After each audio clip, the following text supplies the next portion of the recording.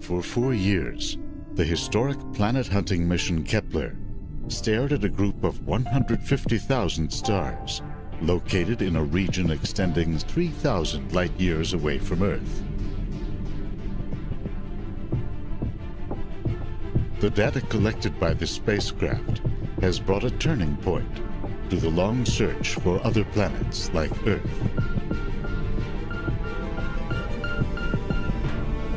Is ours one of countless life-bearing worlds strewn about the galaxy?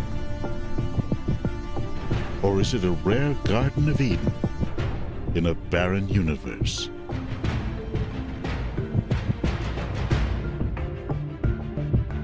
What are we learning about our place in the cosmos?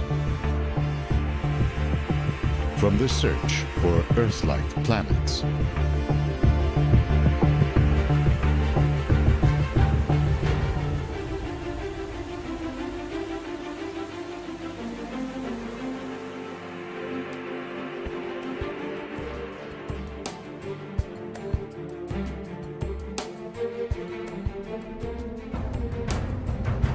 Tens of thousands of years ago, humans began to fan out across the planet,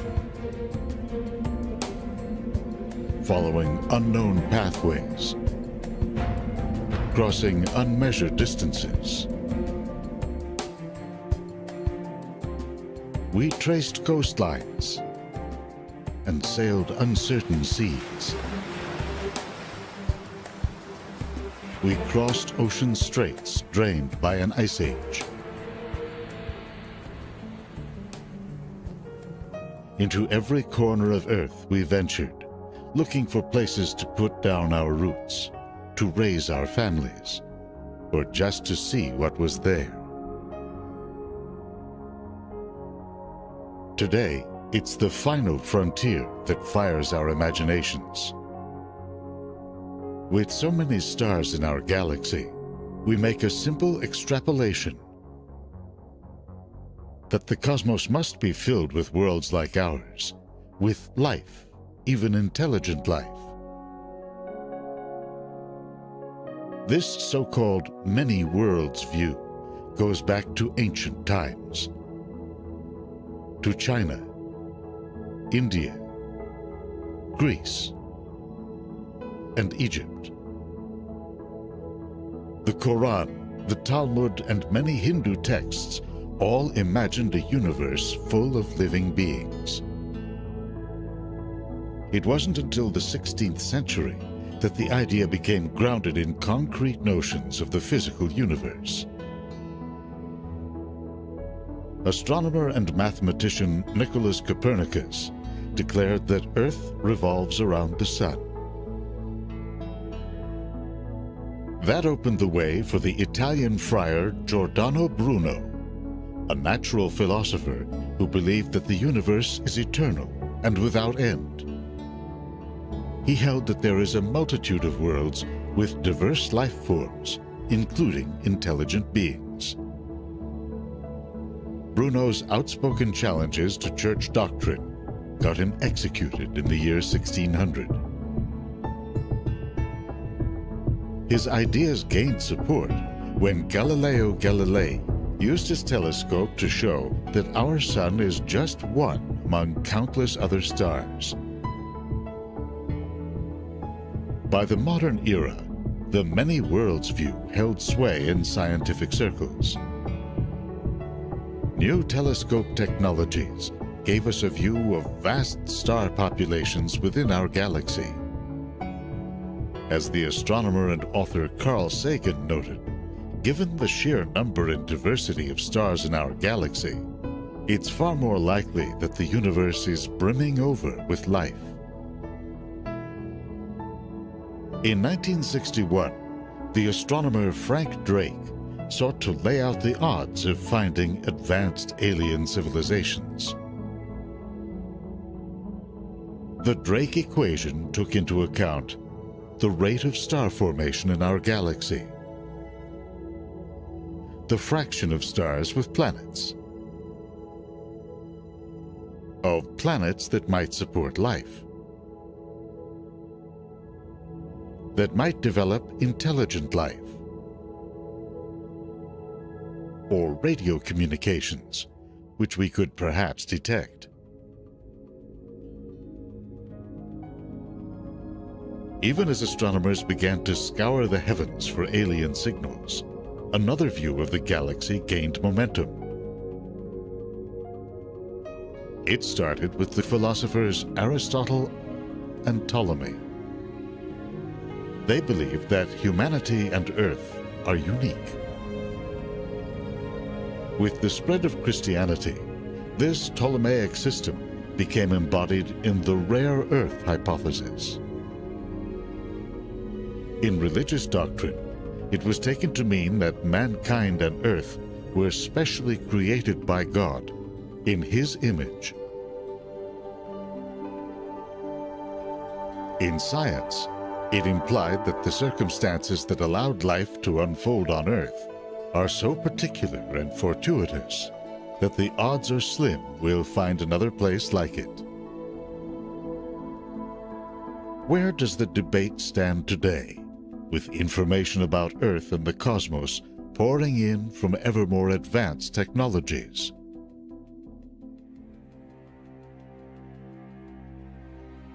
On the many-world side, modern theories hold that planet formation is a common byproduct of star formation.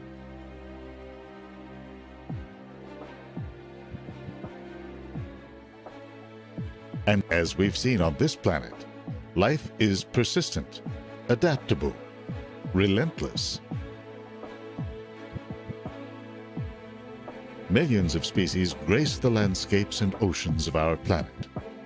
From simple one-celled plants to complex megafauna. In terms of mass and sheer numbers, none of it holds a candle to a simple hardy form. Bacteria have been documented in fossils dating back some 3.5 billion years.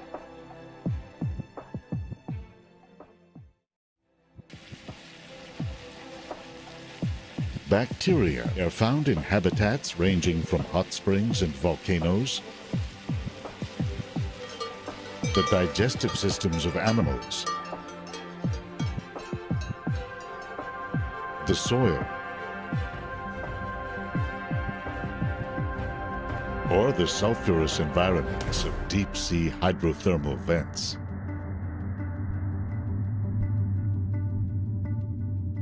They are part of a much larger global ecosystem that suffuses the Earth's crust. Down where heat and chemicals from Earth's interior fuel their growth.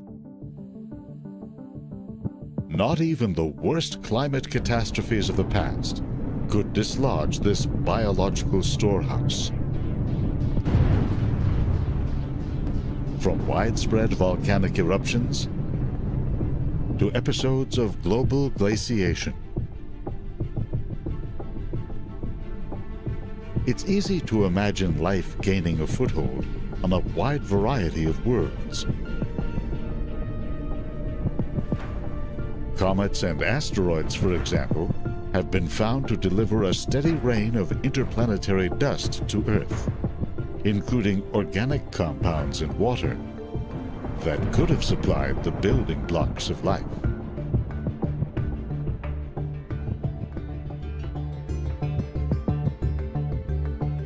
Analyzing a type of carbon-rich meteorite, researchers have found amino acids, molecules used to make proteins.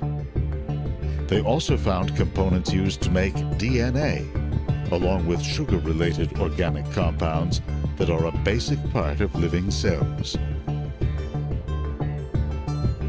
But primitive life forms don't necessarily evolve to more advanced forms. The rare Earth view points to a complex and fortuitous chain of circumstances on this planet. It began when simple bacteria gave rise to one-celled organisms called eukaryotes. They evolved specialized internal organs to regulate processes such as photosynthesis. These organisms began to regulate surface temperatures by taking in carbon dioxide, a greenhouse gas, while releasing oxygen.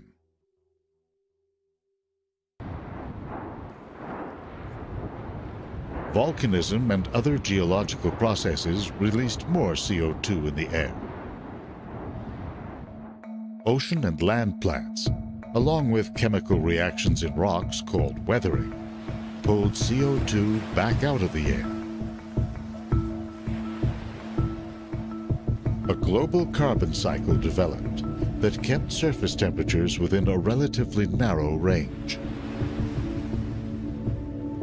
A stable climate allowed the planet to retain its stores of water. Water, in turn, has helped drive the movement of Earth's crustal plates, a process that releases and buries CO2. There were other factors as well. A nearly circular orbit has helped keep seasonal extremes in check. The Moon stabilized the day-night cycle. Earth is also at a distance from the Sun that allows surface temperatures to hover between the freezing and boiling points of water, the so-called habitable zone. Some scientists also believe we live in a galactic habitable zone. We are close enough to the galactic center to be infused with heavy elements generated by countless stellar explosions over the eons, but far enough away from deadly gamma radiation that can roar out of the center. At the same time, Earth has been able to survive a range of other natural hazards. Some researchers, for example, have linked mass extinctions in the past to the Sun's passage through one of the spiral arms, where gamma radiation sources lie in wait.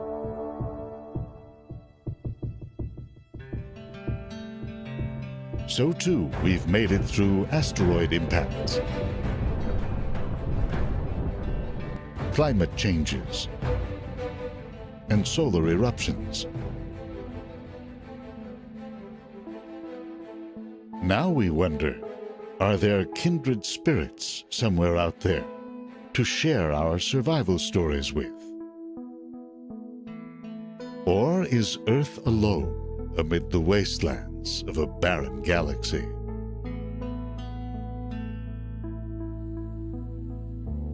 This image shows, in stark relief, the biggest obstacle faced by planet hunters. We're looking at Earth, as photographed by the Voyager spacecraft from a distance of 3.7 billion miles. Our mighty world occupies only about 1/10 of 1 pixel. Try seeing something this small at hundreds of thousands of times that distance. And try seeing it through the bright glare of a star.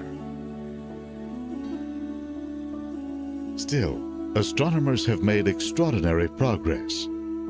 In 1995, Swiss astronomers announced the discovery of a planet orbiting the star 51 Pegasi.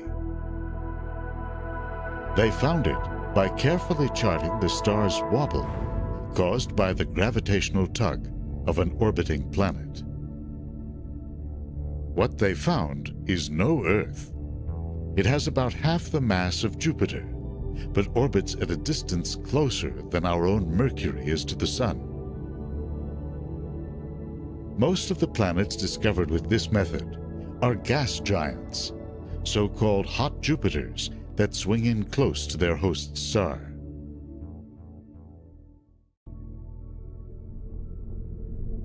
"51 Peg is a G-type dwarf star, like our Sun. It is brighter and more massive than 85% of all other stars in the galaxy. But there are only about 500 others like it within 100 light years of Earth.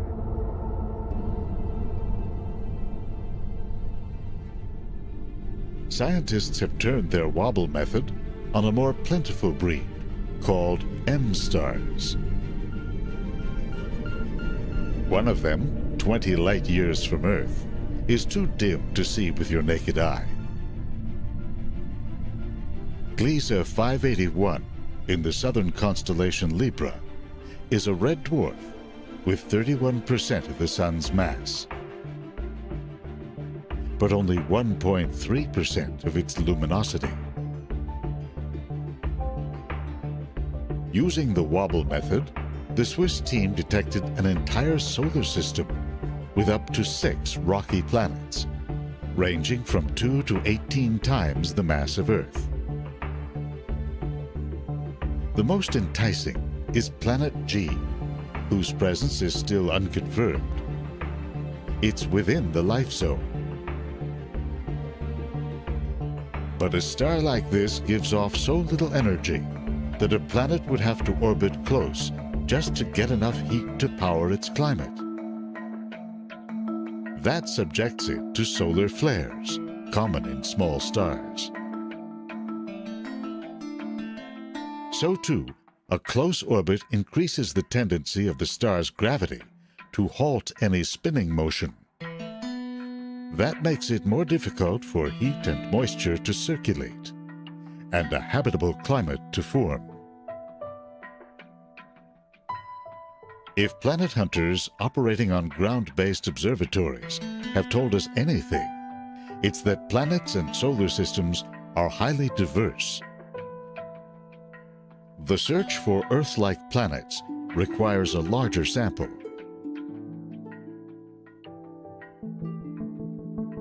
Enter the Kepler Space Telescope, launched in the year 2009.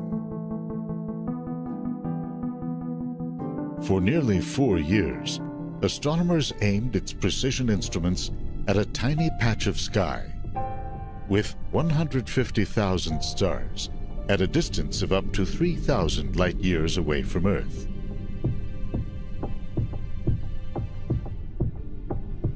Kepler used what's called the transit method to record subtle dips in the star's light caused by a planet passing in front of it. By analyzing the light as it dipped, scientists are able to estimate the planet's mass, radius, and the distance from its parent star. Combining Kepler and ground-based observations, there are now 3,841 planetary candidates. 1,075 have been confirmed by further telescope or computer analysis.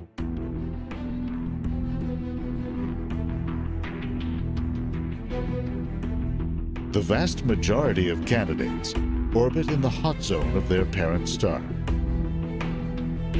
and most have a mass equivalent to Neptune or Jupiter. There is a smaller cadre of planets out in the warm or habitable zone. These two are mostly large gas planets. About a dozen, though, have masses that are smaller than Neptune, but larger than Earth. At the higher end of this range, they are known as mini-Neptunes, or gas dwarfs. At the lower end are rocky worlds called super-Earths. How Earth-like are they? Most super-Earths are thought to have dense, inhospitable atmospheres. That's because their intense gravity is able to hold on to stores of gas drawn to it in the early days of solar system formation. If a slightly smaller planet can avoid this fate, it may succumb to another. Consider the star Kepler-62, a relatively Sun-like star with 69% the mass of our Sun. 2 of its 5 known planets are most likely solid like Earth, but with large amounts of surface water. 62F on the outer rim of the habitable zone could well be frozen over. 62E, farther in, is likely inundated. The thinking is that the density and internal heat of a planet this size prevents surface water from migrating down into the mantle. With land areas kept to a minimum, a super-Earth would not develop the carbon cycle necessary for regulating a climate. It may be too early to write these worlds off. A recent study showed that the weight of their oceans may be enough to push large amounts of water down into the mantle, where it could help fuel volcanism and plate tectonics. These geological processes would create land masses, allowing a carbon cycle and a climate to take hold. So far, we have not seen what we're looking for: Earth 2.0.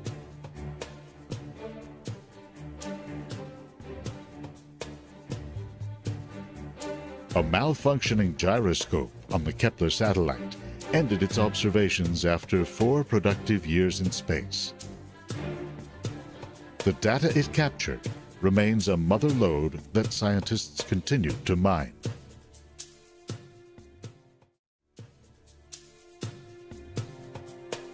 Based on a statistical analysis of all the Kepler observations, a new study says 1 in 5 Sun-like stars do have planets about the size of Earth, with surface temperatures conducive to life.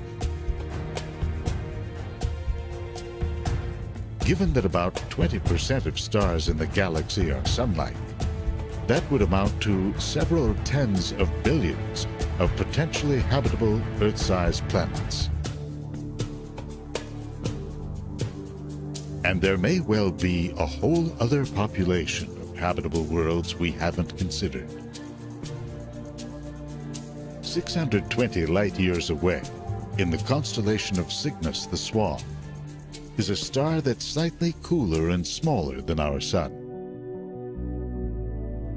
Kepler-22 has a planet squarely in the habitable zone, but at around 6 times the mass of Earth, it's probably enshrouded by a dense atmosphere.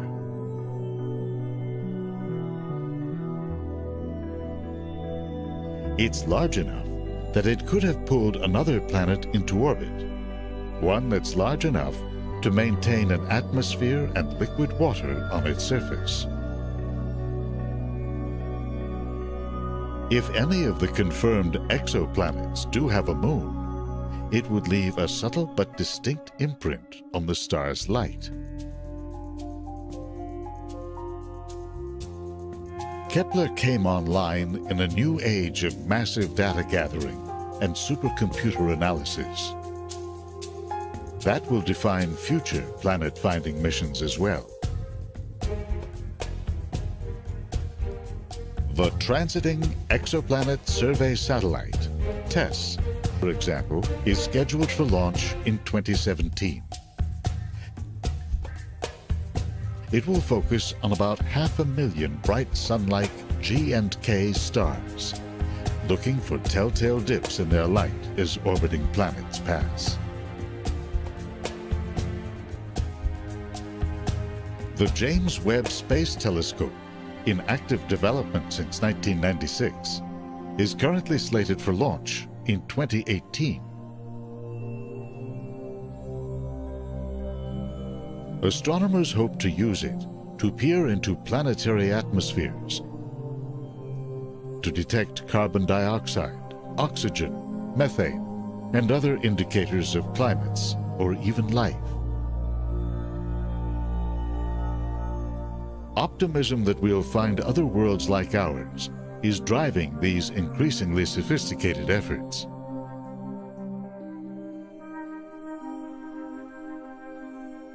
It's tempered by what we've learned of our own world and solar system, that there are so many factors that can derail a planet's evolution.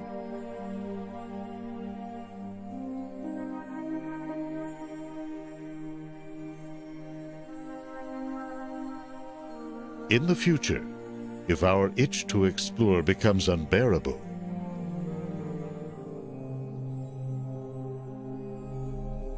or if somehow things don't work out on this planet, there is bound to be some available galactic real estate out there. We'll have to develop advanced transport to get there, 20, 100, 1,000 light years away. We may find that we are not exactly adapted to its gravity. Its mix of land and water, its atmosphere. We may not prefer its climate. The question is, will it be worth the trip?